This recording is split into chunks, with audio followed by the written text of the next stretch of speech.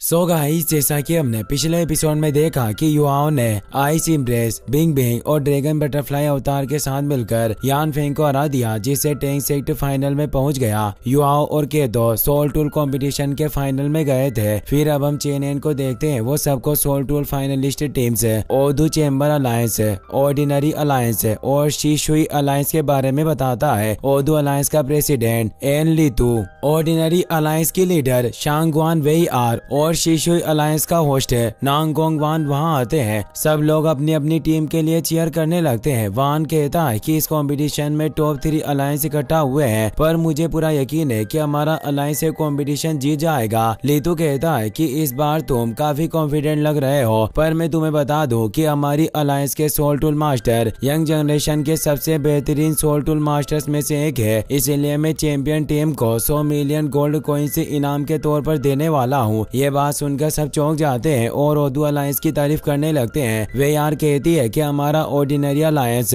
ओदू alliance जितना अभी नहीं है, पर फिर भी मैं इनाम के तौर पर चैंपियन टीम को एक ड्रैगन गर्ल दूंगी जिसके पास एशियन ड्रैगन ब्लड लाइन है। केतो युवाओं से ड्रैगन गर्ल के बारे में पूछता है। युवाओं कहता है कि मैंने सुना है कि ड्रैगन गर्ल हाफ ह्यूमन और हाफ ड्रैगन है। उसकी बॉडी में ड्रैगन ब्लड एसेंस है। अगर वो किसी सोल मास्टर को प्रैक्टिस करने में मदद करे तो उस सोल मास्टर की मार्शल सोल काफी तेजी से विकसित होगी। यहाँ तक कि सोल मास्टर को ड्रैगन ब्लड भी मिल सकता है, जिससे उसे अपनी 9th सोल रिंग एग्जो करने में काफी आसानी होगी। मैंने कभी नहीं सोचा था कि इस दुनिया में ड्रैगन गर्ल मौजूद होगी। ड्रैगन गर्ल के बारे में सुनकर युवाओं का टीम मेंबर टांगसी काफी खुश होता है। युवाओं सोचता है कि ओदो अलायंस को सन मून एम्पायर की मिलिट्री का सपोर्ट है। इसी तरह शीशुई अलायंस को इंपियल फैमिली का सपोर्ट है और ऑर्डिनरी अलायंस को मिंगदू सिटी से मदद मिल रही है, जिस वजह से 3 अलायंस के लिए यह कंपटीशन काफी जरूरी है, क्योंकि कंपटीशन को जीतने के बाद वो सन मून एम्पायर में रेयर मेटल्स की तस्करी कर सकेंगे। युवाओं को कुछ वक्त पहले की बात याद आती है। वान युवाओं और उसके साथियों से कहता है कि 4th और 5th एम्परर ने कहा है कि आज हमारी शीशुई अलायंस के लिए बहुत खास दिन है, इसीलिए तुम्हें कंपटीशन जीतना होगा। अगर तुम चैंपियनशिप जीत जाते हो तो शीशुई अलायंस की तरफ से तुम्हें 9 level fixed guided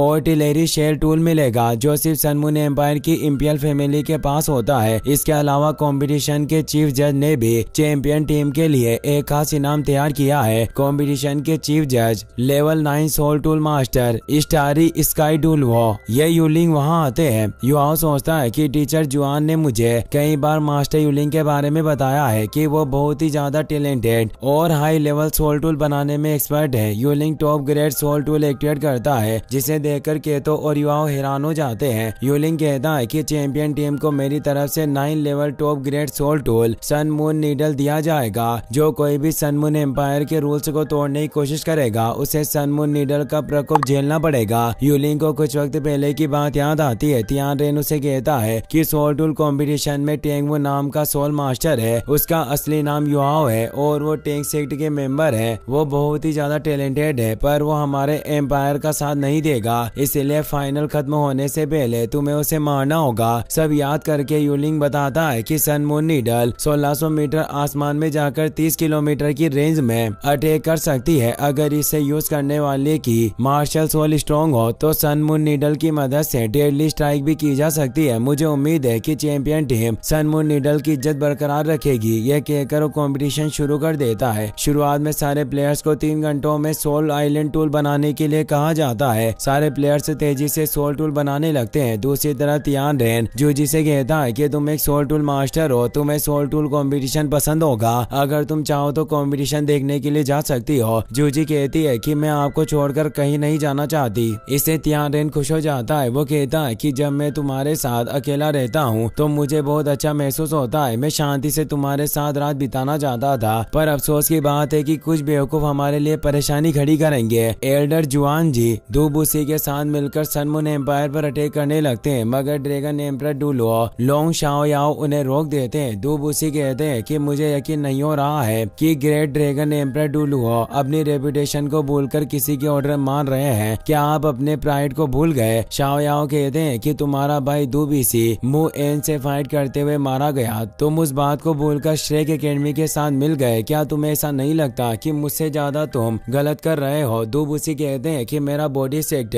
heavenly soul empire का गार्डियन सेक्ट है और एक वक्त पर पर आप भी हेवनली सोल एम्पायर के मेंबर हुआ करते थे। आप जानते हैं कि सन मून एम्पायर वॉर शुरू करना चाहता है, पर फिर भी आप उनका साथ क्यों दे रहे हैं? शाओ याओ कहते हैं कि सबकी अपनी डेस्टिनी होती है और मुझे नहीं लगता कि ये सब बातें करके कुछ ठीक होगा, इसीलिए तुम जुआन जी के साथ मिलकर मुझ पर अटैक करो। इसे गुस्सा होकर दुबुसी और जुआन जी अपनी सोल रिंग से एक्टिवेट कर लेते हैं। शाओ याओ भी अपनी सोल रिंग से एक्टिवेट कर लेते हैं। दुबुसी और जुआन जी साथ मिलकर शाओ याओ से फाइट करने लगते हैं, जिससे सन मून एम्पायर के ऊपर काले बादल छा जाते हैं और बिजलियां कड़कने लगती है। शाओ याओ कहते हैं कि तुम दोनों साथ मिलकर भी मुझे चोट नहीं पहुंचा सकते, तुम मेरा मुकाबला करने के लायक नहीं हो। इससे गुस्सा होकर जुआन जी गोल्डली ताओती बुल में ट्रांसफॉर्म हो जाते हैं। दुबुसी भी अपनी गोल्डन लेवल मार्शल सोल को एक्टिवेट करके जुआन जी के साथ मिलकर शाओ याओ पर अटैक करते हैं। तियानरिन कहता है कि मैं बिना किसी शक के साथ कह सकता हूँ कि इस वक्त सीनियर शाओ याओ से ज्यादा ताकतवर शख्स इस दुनिया में नहीं। वो एक साथ 98 लेवल के सुपर डुओ के अटैक के बावजूद भी कमजोर नहीं पड़े। वहीं सारे प्लेयर्स सोल टूल बनाने में लगे थे, जबकि युआओ धीरे धीरे काम करता है। यूलिंग सोचते हैं कि टेंग वू को देखकर ऐसा नहीं लग रहा कि वो टैलेंटेड सोल टूल मास्टर है, वो काफी धीरे काम कर रहा है। मुझे समझ नहीं आ रहा कि मेजेस्टी ने इसे टैलेंटेड कैसे समझ लिया। युआओ सोचता है कि रॉयल पैलेस के ऊपर फाइट शुरू हो चुकी है, पर मैं कंपटीशन छोड़कर नहीं जा सकता। मुझे अपना स्पेशल क्लोन बनाकर अपने साथियों के पास भेजना होगा ताकि हम अपना बाकी काम कर सके। ये सोचकर युआओ अपने स्पेशल क्लोन को वुतोंग और बाकी साथियों के पास भेज देता है। क्लोन को देखकर वांग क्यू चौंक जाती है। तियांग मेन कहता है कि मेंटल पावर को कंडेंस करके स्पेशल क्लोन में तब्दील करना ही मेरी काबिलियत है। क्लोन कहता है कि ये सिर्फ मेरा स्पेशल क्लोन है, जिस वजह से मेरे पास फाइट करने की कोई पावर नहीं है, इसीलिए तुम लोगों को सब चीजें संभालनी होगी। ये कहकर वो अपने साथियों को लेकर आगे बढ़ जाता है। वो सोचता है कि आसमान में 2 लेवल 98 सुपर डुओ और 1 लेवल 99 पिक डुओ के बीच फाइट चल रही है। अगर मुझे काम पूरा नहीं करना होता तो मैं करीब जाकर उनकी फाइट देखता। क्लोन अपने साथियों को बताता है कि चेन एन के साथी का पीछा करने के बाद सीनियर ब्रदर संशी को एक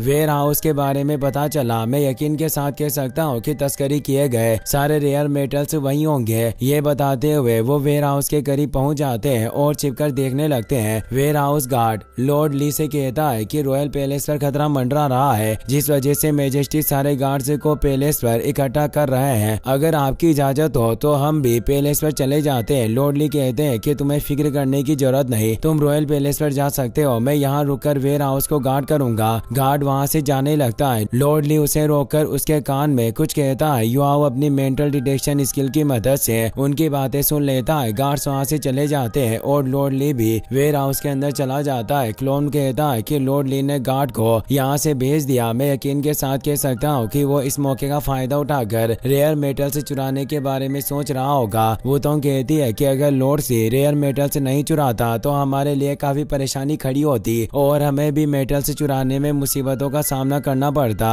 मैं खुश हूँ कि लॉर्ड सी की वजह से हमारा काम आसान हो गया, पर अब हमें उसे अपने रास्ते से हटाना होगा। क्लोन वांग क्यू से लॉर्ड सी को मारने के लिए कहता है। लॉर्ड सी मेटल से चुराने के लिए जा रहा था। वो कहता है कि मैं मेटल से चुरा कर कहीं छिपा दूंगा और खुद को घायल कर दूंगा। जब मेजेस्टी मुझसे पूछताछ करेंगे तो मैं कह दूंगा कि रॉयल पैलेस के अटैक का फायदा उठाकर दुश्मनों ने मुझे घायल करके मेटल से चुरा लिए। इससे किसी को मेरे ऊपर शक नहीं होगा और मुझे मेटल्स भी मिल जाएंगे। तभी वांग क्यू लॉर्ड सी की बॉडी में गोल्डन स्फीयर घुसाकर उसे मार देती है। क्लोन जू चेन और नाना से कहता है कि तुम दोनों यहाँ रुककर नजर रखो, अगर कोई भी यहाँ आए तो मैसेज देकर तुरंत यहाँ से निकल जाना, तुम्हें हमारा इंतजार करने की जरूरत नहीं। ये कहकर और लॉर्ड सी के हाथ से वेयर हाउस की चाबी ले लेता है और अपने बाकी साथियों को लेकर अंदर चला जाता है, मगर वहाँ उन्हें रेयर मेटल्स नहीं मिलते, जिससे क्लोन और बाकी सब हैरान हो जाते हैं। वांग क्यू कहती है कि रेयर मेटल्स बहुत ही खास है और वो लोग उनकी तस्करी कर रहे हैं, तो मैं यकीन के साथ कह सकती हूँ कि उन्होंने मेटल्स को छिपाने के लिए कोई मैकेनिज्म बनाया होगा।